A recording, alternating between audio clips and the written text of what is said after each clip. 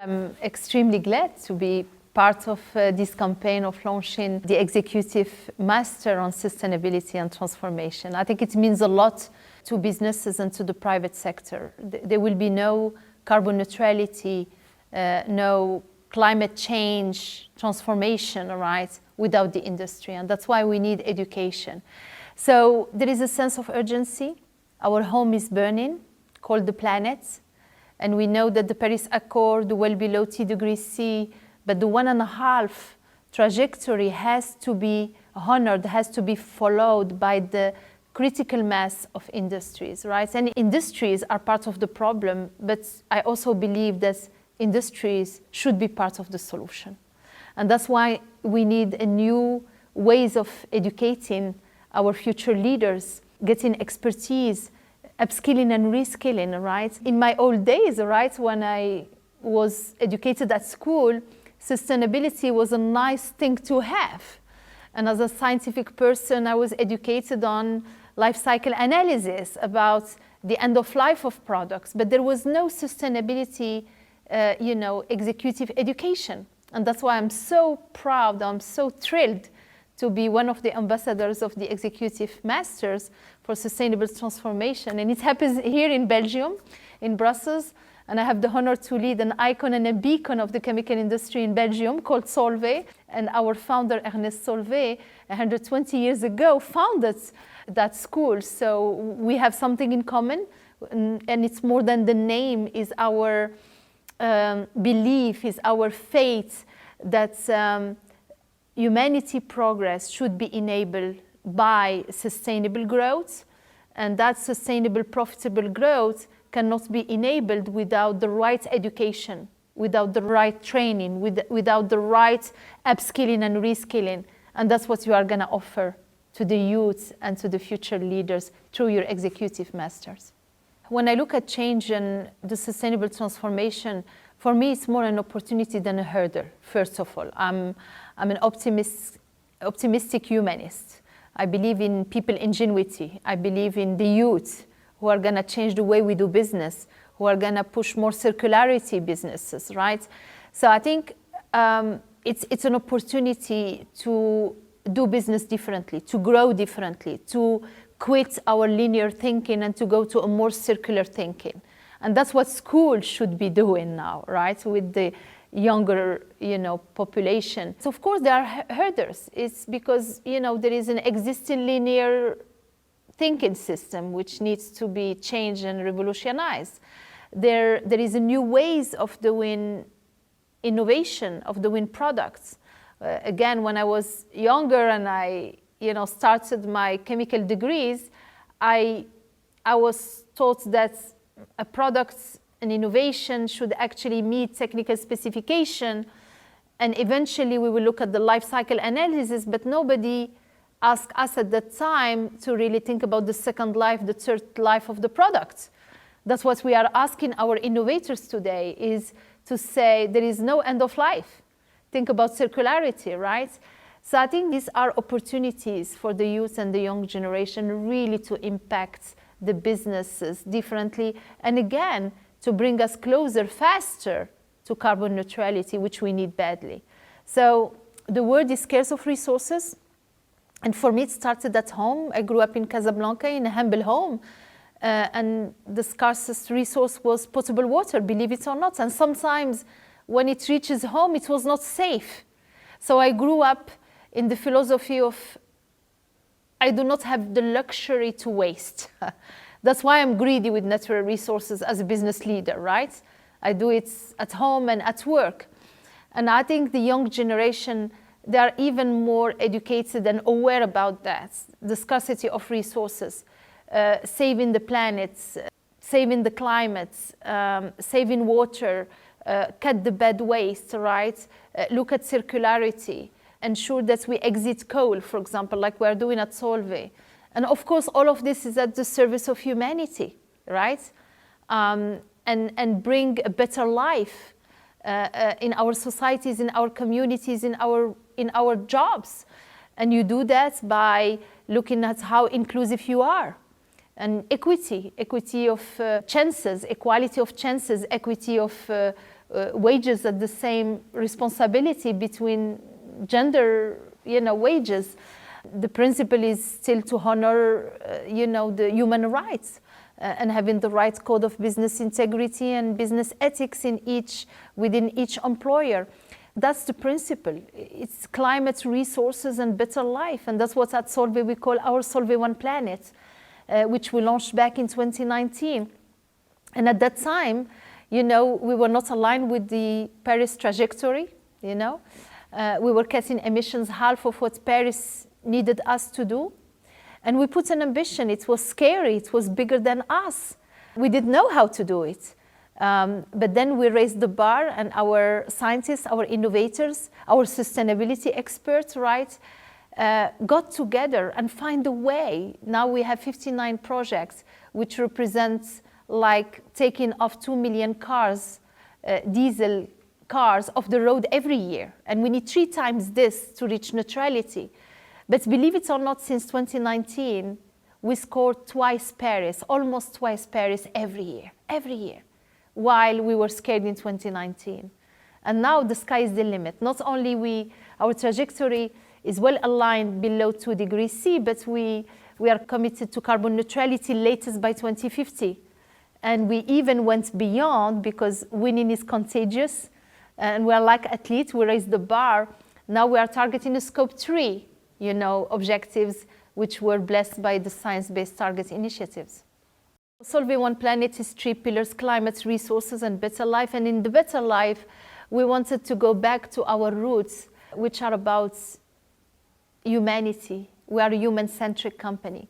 And that's what Ernest Solvay did 160 years ago when he founded this company. And we are sitting, by the way, in the lab where he invented and reindustrialized soda ash. That was his first invention, just here in this place. So you can feel the soul, right? I mean, he was a humanist, lovers of science. He liked to gather people and the great minds. If you Google the Solvay conferences, 1927, according to Google, is the most intelligence picture in the history of humanity. And you have, I think, 17 probably Nobel Prizes out of 24 people shown in the picture. He liked to, in Parc Léopold in Belgium, in Brussels here next home, you have many institutes of psychology, business, right? Libraries, etc. So he was a humanist at heart, right? Everything he believed from science will derive the progress of mankind. That was his saying. And today our company is about bonding people, ideas, and elements to reinvent that progress. Because we know as leaders, as scientists, that what took us here will not bring us there. Again, we know we are part of the problem. That's not the point. We want to be part of the solution, and a better solution. So that's why Solvay One Dignity is very close to my heart. It's about being human-centric. And dignity is about respect, is about listening, is about being interested about who you are, regardless of your origin, of your religion, of your ethnicity, of your gender, of your orientation.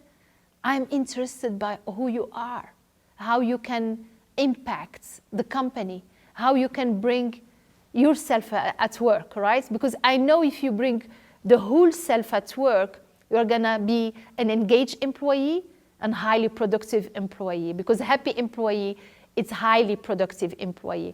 So that's why Solvay One Dignity is around 9 objectives, around diversity, equity, and inclusion. But diversity is what you see, equity and inclusion is what you do.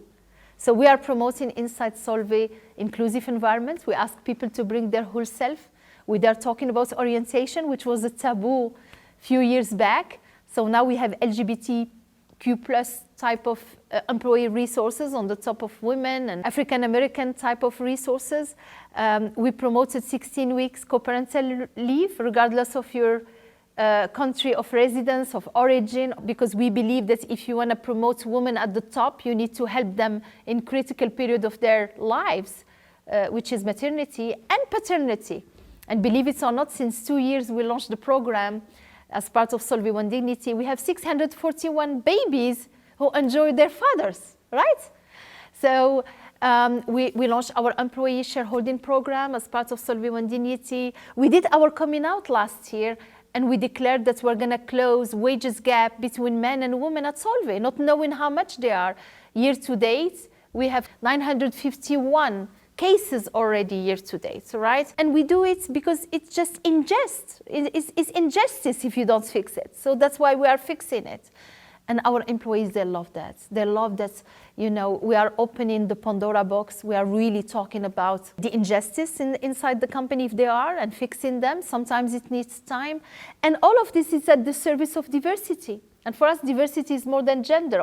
Obviously, gender is important, but it's all forms of diversities, including, by the way, diversity of thoughts, including welcoming and being inclusive with disabilities. So you can hear it. I think Solvay One Planet is about how Solvay is embracing the climate change, the resource scarcity, and producing better, wasting less, going more circular, and definitely doing the right thing for the planet, the people, while being profitable. But Solvay One Dignity is something I really cherish, because it's about going back to that centricity about human being, about putting dignity at the center of everything we do. And I know if you respect others, if you listen to them, if you are inclusive, if you unleash the potential of people, the future is going to be bright. An ecosystem transformation, all right, will not happen without academia. The transformation we're going through as Solvay and, you know, in the chemical industry, and I have the honor to lead the World Business Council for Sustainable Development, which is a non-profit international, you know, association gathering 230 members around sustainability, right? We cannot do it alone without academia. And we need new skills in our own jobs, in our own companies, within the authorities and the regulators, right? The EU has launched the Green Deal, and there are many transitions going on from the environmental one, climate one, but also from the digital one, right? So you need academia to prepare a new generation of experts, of leaders, right? Who can really fuel that change, right? Who can live it, right? It's like in digitalization. My generation is very different, yet we are embracing it, and we are reskilling ourselves and upskilling ourselves. But the young generation and Generation Z of my son and his generation is coming with that at heart. They've been embracing it from day one. It's the same thing with sustainability. I think sustainability is not just a subject or a topic at school. I think sustainability is there to really fuel all the departments in a private company. So we need to talk about sustainable financing. We need to talk about sustainability in innovation. We need to talk about sustainability in the way we manage our human resources, right? Like we do with Solvay One Planet and Solvay One Dignity at Solvay. So sustainability is the avenue you are, you know, using to drive your car. And that avenue, that road, has to be large, allowing us to drive faster. So academia is there to support us to really upskill, reskill. And I'm so proud that the Solvay Brussels School started with such executive masters, with already professionals. So those people are coming, they have already a job, they've been in the private sector or the public sector. And they're gonna come, and for a year, they're gonna just look at sustainability through different lenses, right? Again, from finance to marketing to innovation, they're gonna go and do training, right? And show up in companies like Solvay really to understand our hurdles, right? And how to prepare our companies to become sustainable and profitable. So I think I really applaud this, and that's why it's an honor for me to be your ambassador. And I'm selfish as well, because I need you. I need those talents, and I will be, you know, an employer and knocking at the doors to welcome those talented people in our companies, because we need them to drive our transformation. We need them to continue growing, but growing sustainably and profitably. And that's why at Solvay I launched a podcast. I'm doing some publicity from our own podcast called And is the Future, A&D, where I welcome, leaders, thought leaders, be it in science like Nobel Prizes, be it in SpaceX astronauts, be it in artists, be it NGOs, CEOs, right, and chairmen, who really talk about the end, the A&D, so sustainability and profitability. So thank you. I think at the end of the day, the role of any leader like me is to leave a legacy. And leaving a legacy, it's about preparing the ground for future generation of highly educated, highly trained student leaders, executive masters, people who can come and say, I'm gonna now apply my training, the knowledge I acquired at the Solvay Brussels schools within the executive masters of sustainable transformation, and now apply it in the real life. And the real life of a company like Solvay, which is hard to abate. We belong to the chemical industry.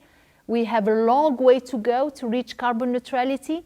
And the only way to do it and to accelerate it is to have executive masters like the one you are doing today. So thank you.